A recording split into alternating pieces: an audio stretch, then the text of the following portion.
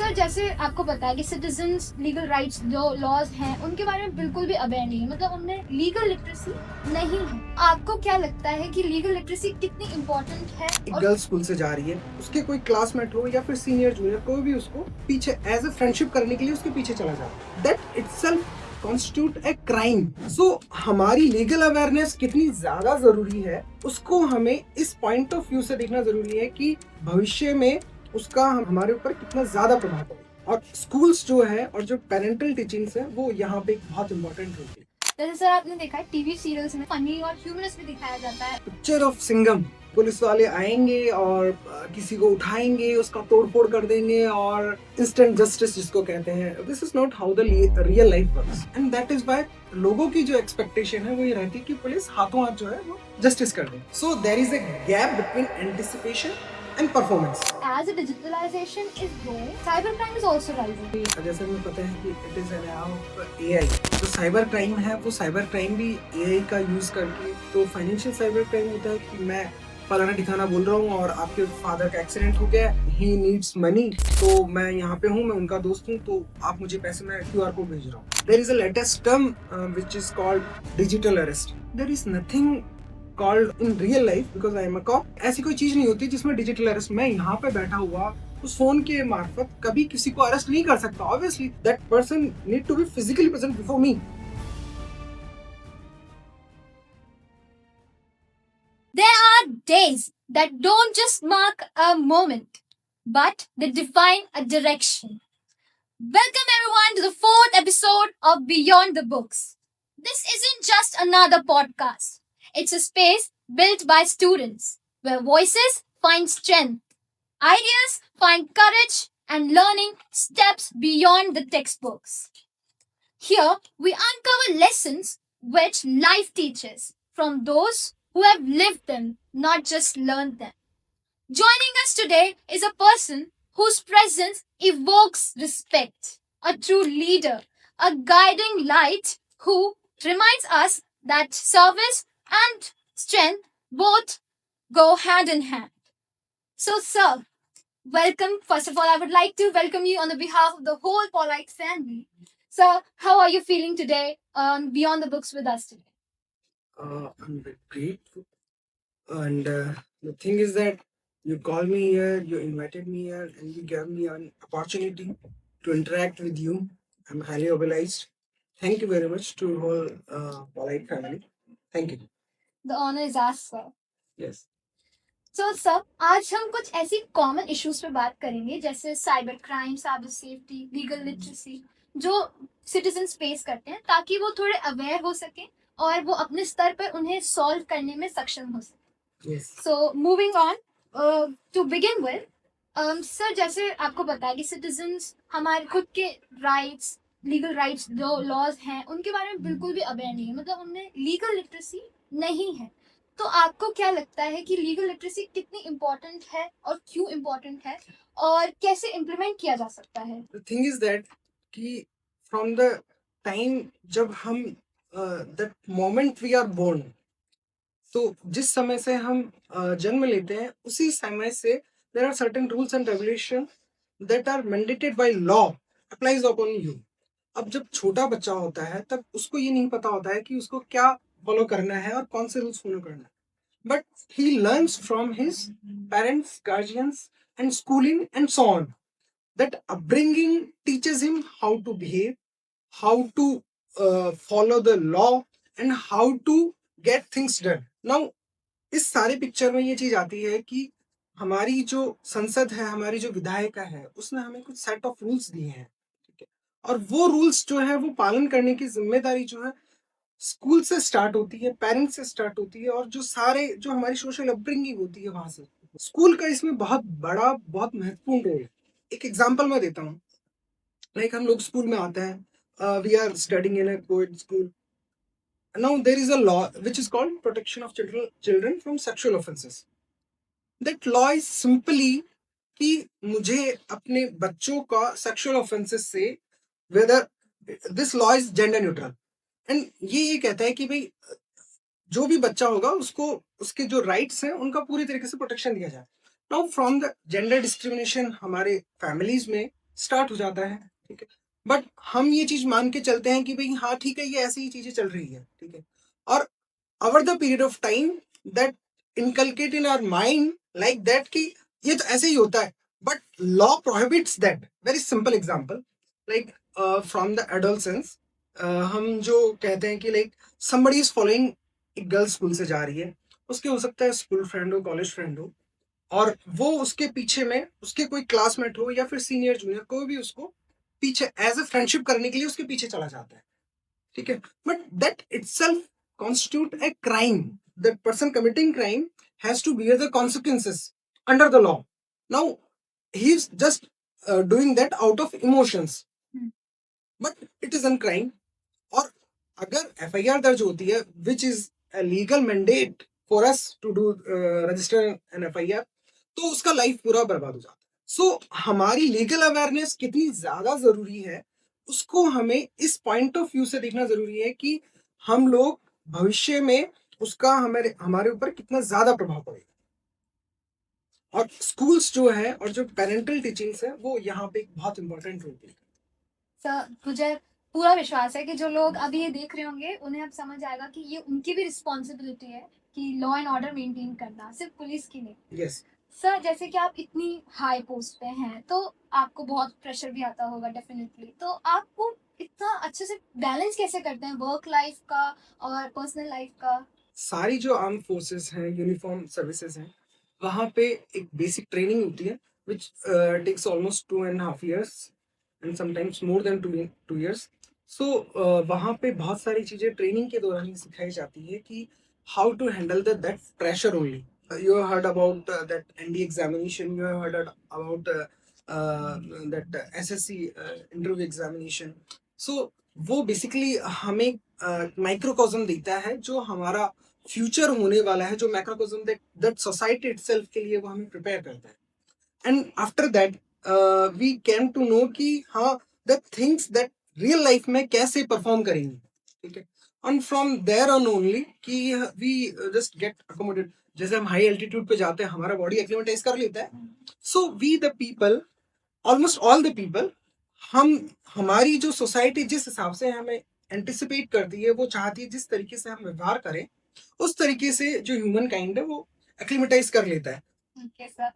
जैसे सर आपने देखा है टीवी सीरियल्स में जितना जैसे रियल लाइफ में तो बहुत टफ होती है पुलिस लाइफ, पर उतना ही उसे फनी और ह्यूमरस भी दिखाया जाता है। और जैसे आपने बताया कि ट्रेनिंग में आप जब गए, तो ऐसा कोई फनी मोमेंट है जो आप हमारे साथ शेयर करना चाहेंगे जो आपके साथ ड्यूटी पर हुआ या ट्रेनिंग टाइम में हुआ आपके साथ?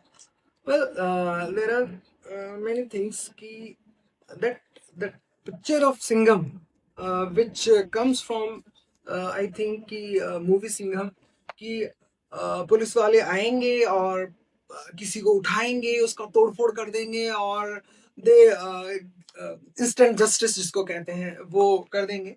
सो this is not how the real life works, first thing. Second thing, just एक चीज मैं ऐड ऑन करना चाहूंगा कि होता क्या है कि फ्रॉम द लाइक हमें किसी चीज के बारे में पता नहीं है, हमने गूगल किया, जस्ट हमारे सामने सारी चीज आ गई।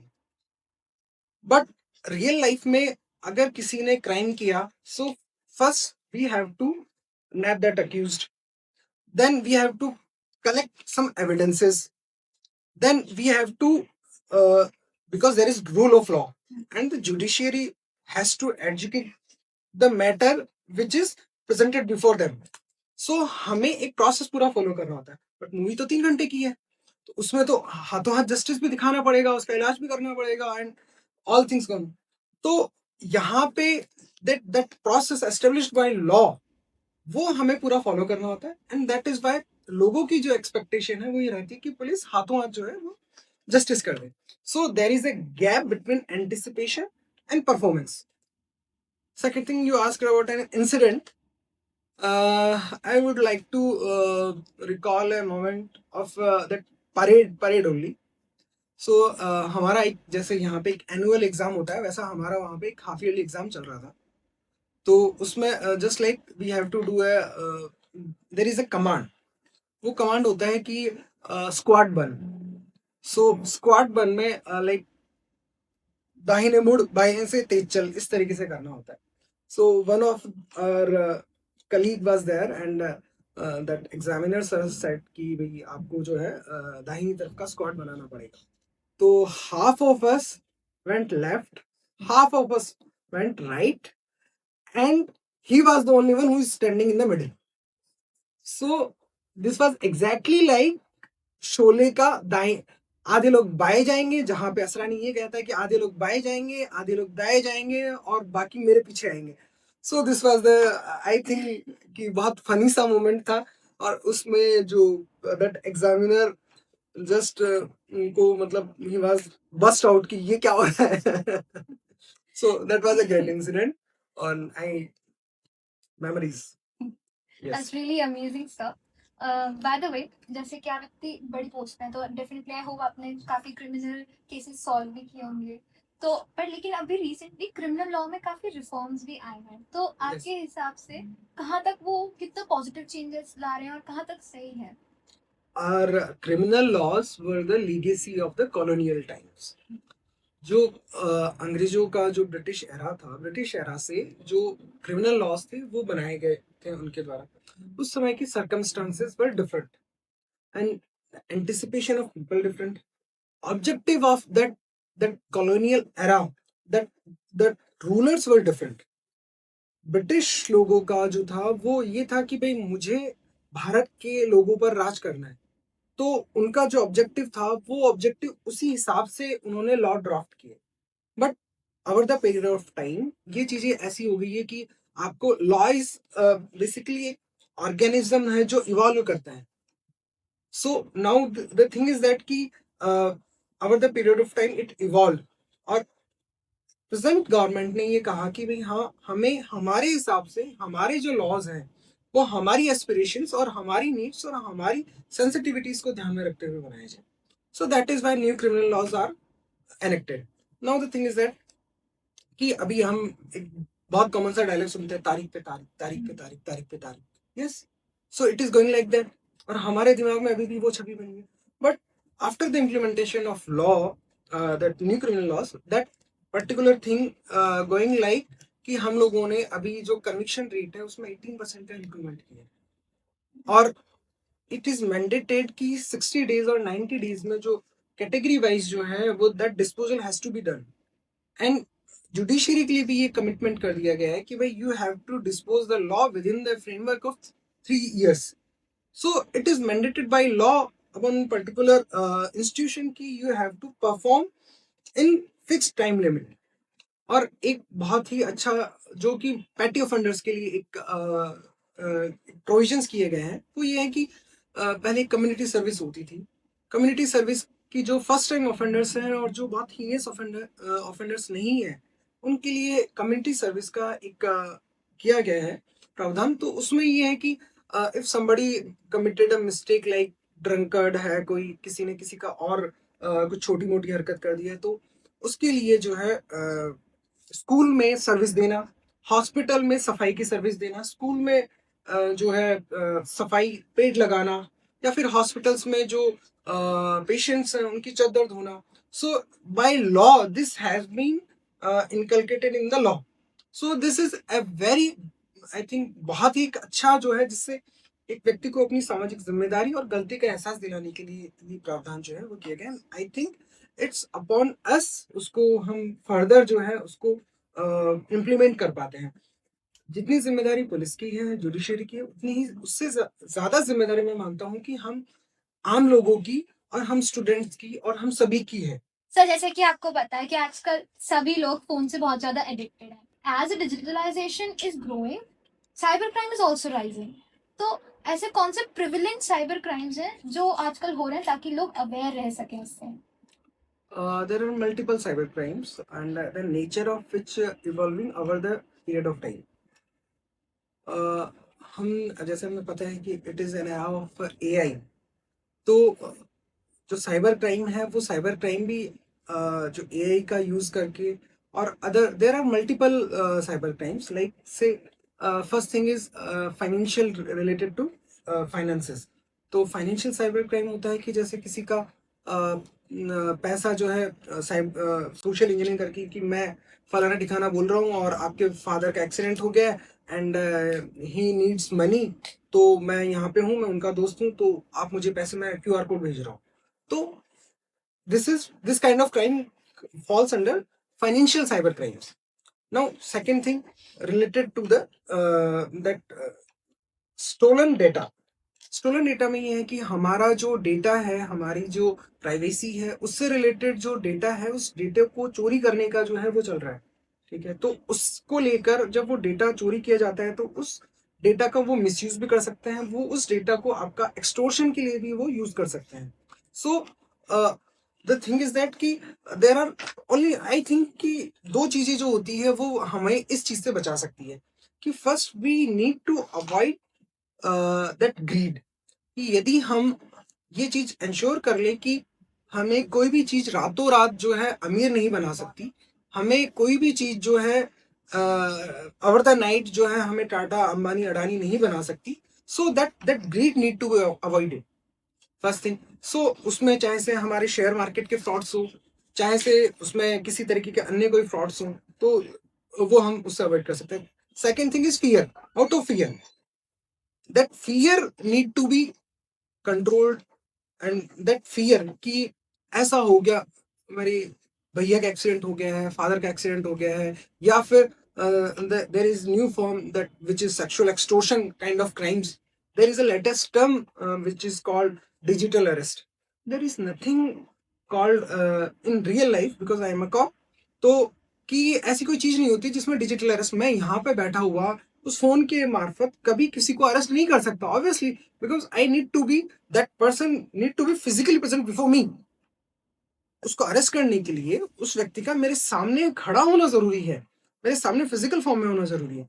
सो that needs to be inculcate in the mind of all general populace. तो मैं ये कहूंगा कि हमें अपनी जो लालच और जो डर है उस पर हम लगाम रखेंगे, और कोई भी चीज अगर ऐसी चीज होती है साइबर क्राइम से related, whether it is financial, whether it is related to extortion, data theft, whatever it is, you need to give a call on 1930, or which is National Cyber Helpline, और cybercrime.gov.in। जैसे हम एक basic golden hour rule कहते हैं, जब हमारा road पे किसी का एक्सीडेंट हो जाता है, जैसे एक्सीडेंट हुआ तो उसके बाद तुरंत ही जो है उसको नियरेस्ट हॉस्पिटल में हम एडमिट करवा देते हैं, तो उसके बचने की संभावनाएं लगभग 80 to 90% बढ़ जाती है। So similarly like that, if अगर आपके साथ में फाइनेंशियल साइबर फ्रॉड हुआ है, तो आप जो है उसमें 1930 और cybercrime.gov.in पे अगर आप उसको रिपोर्ट कर देंगे, तो within half an hour to 1 hour वो जो है, जो पैसा आपका गया है जिस अकाउंट में, that first account, that new account, वो पैसा उसमें होल्ड हो जाएगा।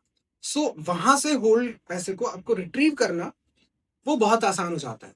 So that golden hour in perspective of cyber crimes is very important, particularly relation to the financial crimes.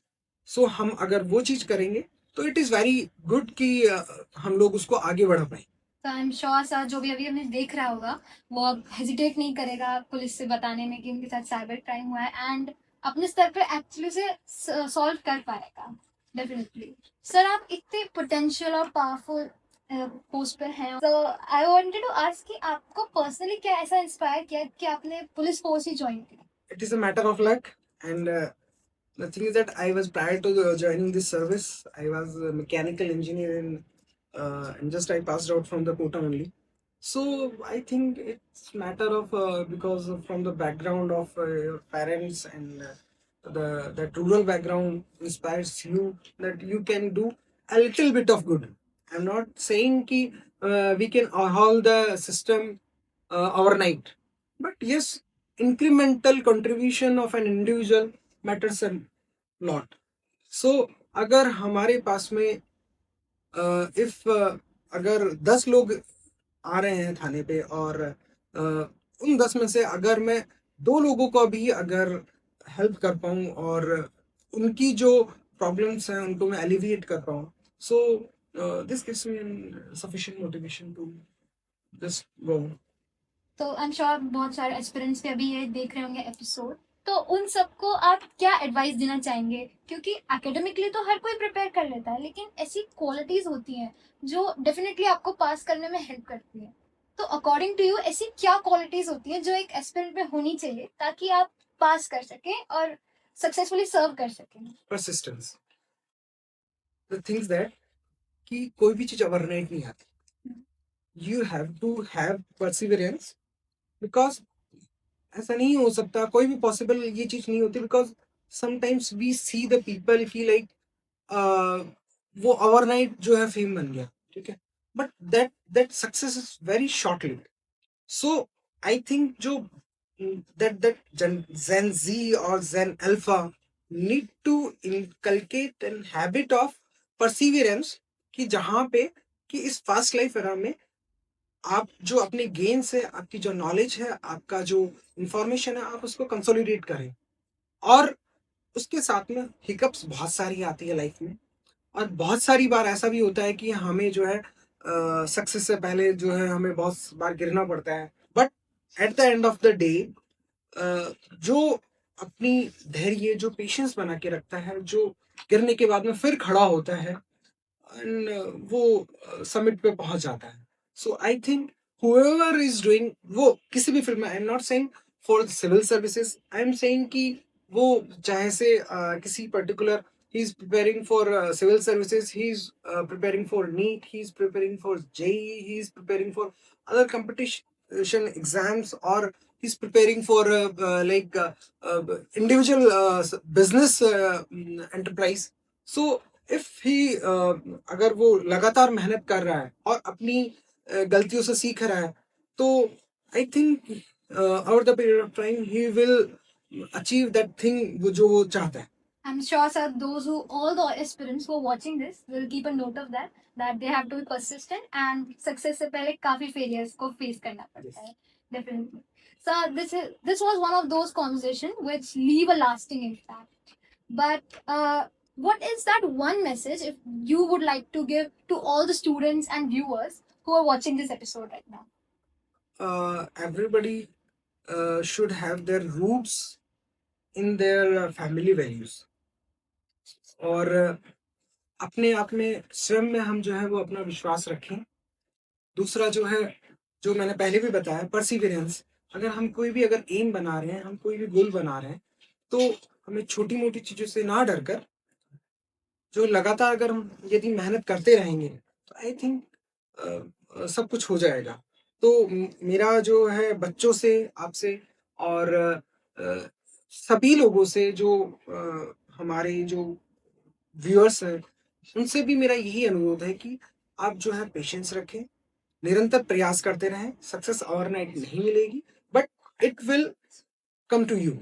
So I think this is the key, and this is the message from अभी तक की मेरी journey का ही, जो मेरा personal experience है. This is I think sir, अभी जो भी लोग हम ये एपिसोड देख रहे होंगे, they will definitely be inspired by you a lot because you are a very potential cop.